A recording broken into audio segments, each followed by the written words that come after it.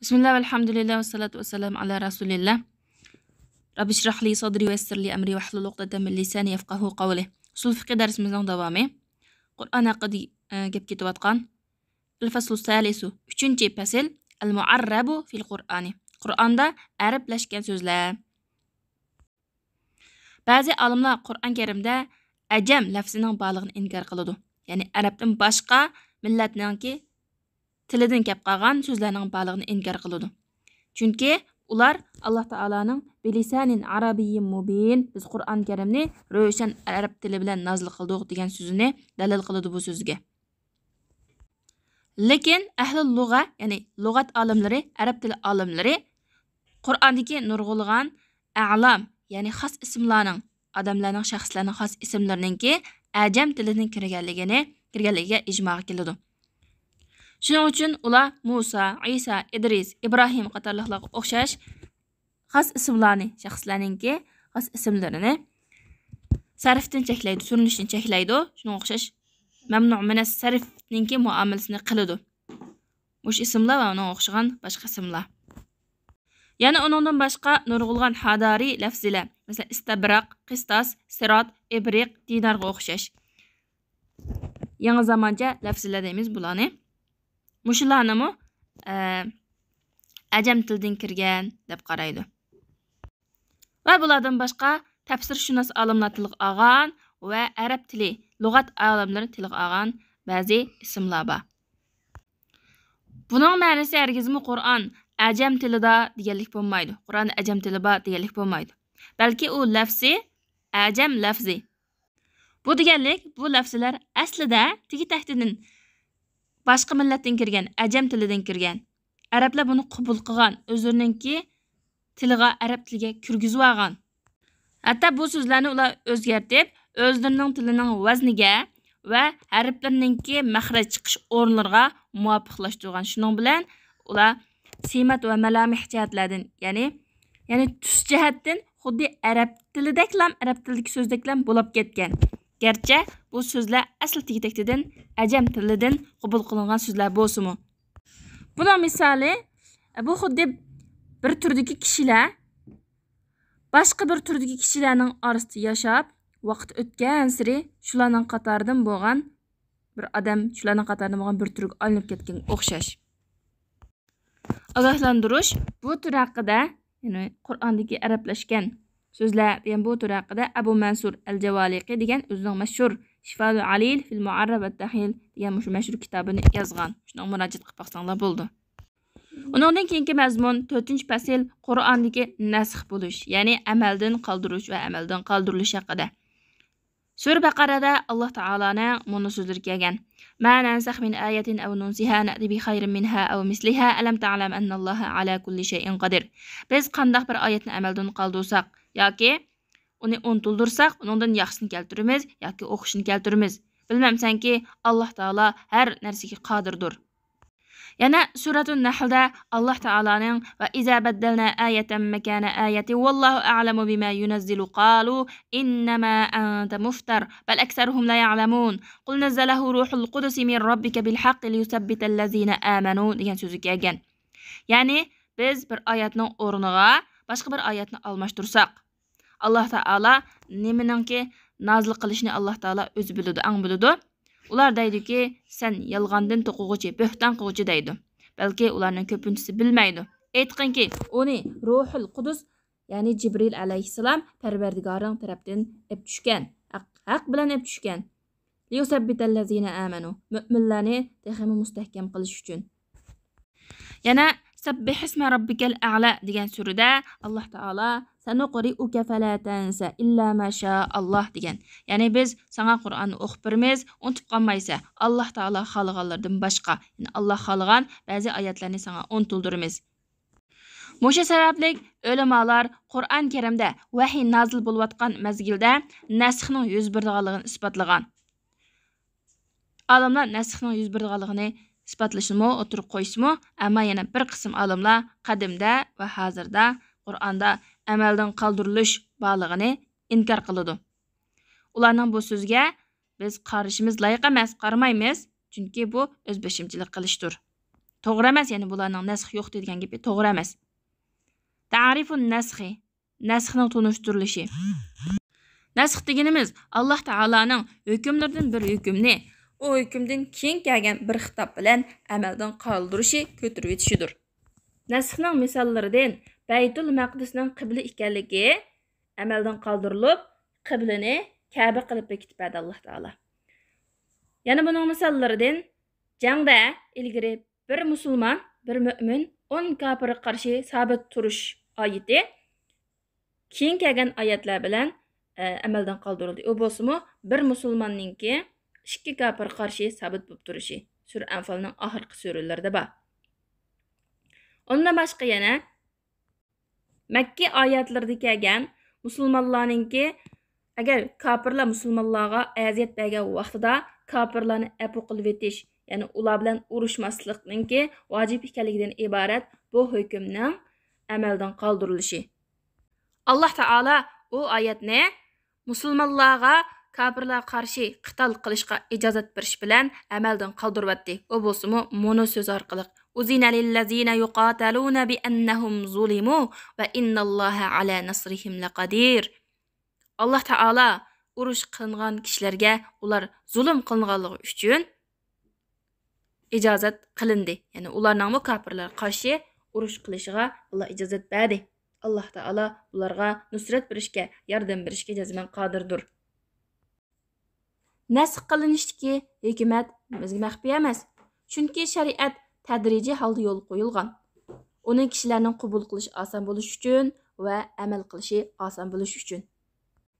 Ma'lum bir ish yoki ma'lum bir fe'l uningki ma'lum bir vaqtga munosib kelganligi uchun yo'li qo'yildi. Odam musulmonlar boshqa bir ahvolga yo'tkilsa, masalan, ojizlik yoki kuch-quvvat degandek ahvollari bir ahvoldan yana bir ahvolga o'zgarsa, uning boshqa ahvollar ilgirki ahvolga o'xshamaydigan ahvolga. Shuning bilan ularga munosib bo'lgan yangi hukm yo'li qo'yildi va ilgirki hukm amaldan qoldirildi. Hatta hukm ish, ya'ni shar'iy hukmning eng oxirgi hukmda to'xtaydi. Alloh taolaning al-yawma akmaltu lakum dinakum va atmamtu alaykum ni'mati va raditu lakumul islam dina degan oyati nozil bo'ldi. Ya'ni bugun men sizlarning dininglarni mukammal qildim. Sizlarga ne'matimni tamomladim. Sizlarga islomni din qilib rozi bo'ldim. Islomningki dininglar bo'lishiga men rozi bo'ldim degan oyati nozil bo'ldi va mushu oyat nozil bo'lgandan keyin hech qanday oyat nasx qilinmadi, amaldan qoldirilmadi. Ya'ni mushu oyatdan keyin, mushu oyat nozil bo'lgandan keyin falon oyat bilan nasx qilingan degan bo'lsa, bu gap batil. Ya'ni mushu oyat nozil bo'lgandan keyin hech qanday oyat nasx qilinmagan. Vahiy uzilgandan keyin va payg'ambar sallallohu alayhi va sallamning vafotidan keyin nasx bo'lmaydi. Nasx tuvandagi turlar bo'yicha bo'ldi. Islom ilgirki shariatlarni amaldan qoldirdi va Qur'on Karim ilgirki samoviy dillardagi Qur'onga muxolif bo'lgan, zid keladigan har qanday bir hukmni amaldan qoldirdi. Qur'on Karimda ba'zida oyatning hukmi amaldan qoldirildi va tilovat qilindi, lafz qilindi. Bu ko'p uchraydi. Masalan, iddat tutish oyati o'xshash. Iddatni bir yil tutadi burun. Vallazina yutawaffawna minkum wa yazaruna azwajan wasiyatan li azwajihim mata'an ila al-hawli ghayra ikhraj. Ya'ni bir yilgachilik uydan chiqmaslikqa, uydan chiqmay ularga nafiqa berishga Alloh taolo buyurgan. Bu oyat o'lib ketsa 4 oy 10 kun iddat tutadigan shu oyat bilan amaldan qoldirilgan. Uni boshqa vasiyat oyati. Kutiba alaykum iza hadara ahadakumul mautu in taraka khayranil wasiyatu lil walidayni wal aqrabina bil ma'ruf. Ya'ni Alloh taolo agar meyit mol dunyo tark etgan bo'lsa, buni ota-onasiga, yaqin tuqqanlarga bilan vasiyat qilishni Alloh farz qilgan. Bu oyat miros oyatlari bilan nasx qilindi. Ya'ni shundaqla payg'ambar alayhisalomninki fala wasiyata li waris. Mirosxo'rga vasiyat yo'q degan o'sha hadis bilan amaldan qoldirildi. Amaldan qoldirilgan oyatlarning lafzining Qur'on Karimda yoki sunnatda qilib qilishi bu bizningki shariatning tadrijiy bo'lganligini, tadrijiy yo'l qo'yilganligini bilishimiz uchundir. Qoida tilovat, ya'ni oyatning lafzi amaldan qoldirilib, oyatning hukmi qilib qoladi. Masalan, rajm oyati o'xshash va emildoshlik oyatlarga o'xshash. Garchi to'y qilib bo'lgan ayol zina qilgan bo'lsa, buni chalma-kesar qilinglar deb buniki lafzi Qur'onda bo'lmasa-mu, ammo uning ma'nosi amaldan qolmagan va amaldashlik oyatiga o'xshash. Ba'zida ham lafzi ham hukmi tanglam amaldan qoldirildi. Bu nodir ahvol, az uchraydigan ahvol. Bu xil turdagi nasx qilinishning mavjud ekanligiga sanuqri ukafala tansa illa masha Allah. Biz sana Qur'on Karimni o'qitamiz. Sen unutib qolmaysan, Alloh taolo xohlagandan boshqalari unutib qolsa, mushu oyat bilan dalil qilishga bo'ladi. Bu kitobning avtori deydi, tanbih ogohlantirish, la yunsahul Qur'anu bis sunnah. Qur'oni Karim Payg'ambar alayhisolamning sunnatlari hadislari bilan amaldan qoldirilmaydi. Bu vaqt ixtilof bor. Ya'ni ba'zi olimlar Qur'on Karimni sunnat bilan amaldan qoldirildi deydi. Kama sayati fi bahs sunnah. Bu to'g'risidagi mazmun sunnat haqidagi tadqiqotimizda keladi. Amaldan qoldirish Qur'on Karimning oyatlarida kelgandek, shundaqla Payg'ambar alayhisolamning hadislarida ham keladi. Buning misoli mana hadis. Kuntu nahaytukum an ziyaratil quburi fazuruha. Men ilgari sizlarni qabrlarni ziyorat qilishni to'sgan edim. Hozir ziyorat qilinglar. Undan boshqa yana mana hadis. Kuntu nahaytukum an luhumil adahi ba'da salasin fakulu waddakhiru ma badalakum. Men ilgari sizlarni qurbonlikning go'shtini yeyishdan cheklagan edim. Ya'ni 3 kundan keyin 3 kungacha qolmasin degan, hozir yanglar xohlagancha saqlasanglar bo'ladi. Ya'ni ilgari musulmonlar nəhayət kambag'al bo'lganligi uchun faqir miskinlarga qurbonlikning go'shtini taqitib berish maqsadida Payg'ambar alayhisalom saqlamanglar degan.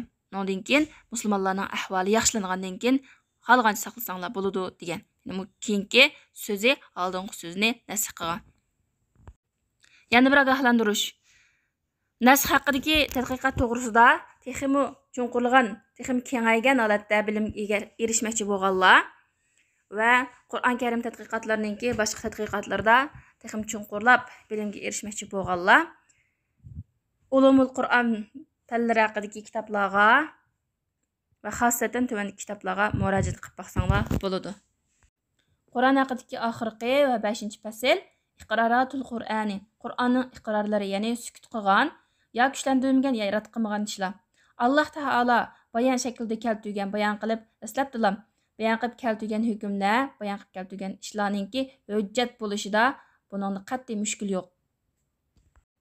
Shundaqla Alloh taolo ma'lum bir qavm haqida hikoya qilib keltirgan bo'lsa, ular mundaq dedi yoki mundaq qildi deb ondan uni kuchlantirgan bo'lsa yoki rad qilgan bo'lsa yoki inkor qilgan bo'lsa, buningdan bu ishninki yoki bu so'zlarning, bu fe'llarning hukmini bilib olaymiz.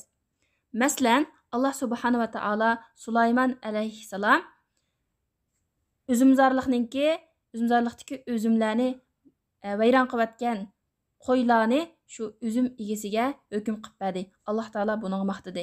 Ya'ni bir kishining qo'ylari ma'lum bir kishining uzumzorligidagi uzumlarni vayron qilayotgan. Shundan Sulaymon alayhissalom qo'yning egasiga sen qo'ylaringni mavu üzümning egasiga bersan, u qo'ylaringni qo'ylaringdan foydalanib beqib, sutlarini ichib, agar tug'sa, bolalar shuning bo'ldi, foydalandi.